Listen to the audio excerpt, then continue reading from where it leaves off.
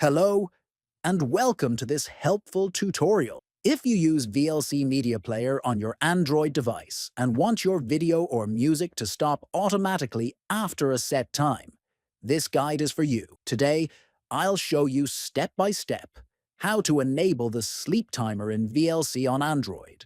First, open the VLC app on your Android device. Next, look at the top left corner and tap on Settings. After that, scroll down until you find the section labeled Interface and tap it. Now, scroll until you see the option called Sleep Timer and tap it.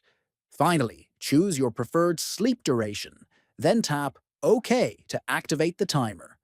Once set, VLC will automatically stop playback after the chosen time. That's all you need to do to set up a sleep timer in VLC on Android.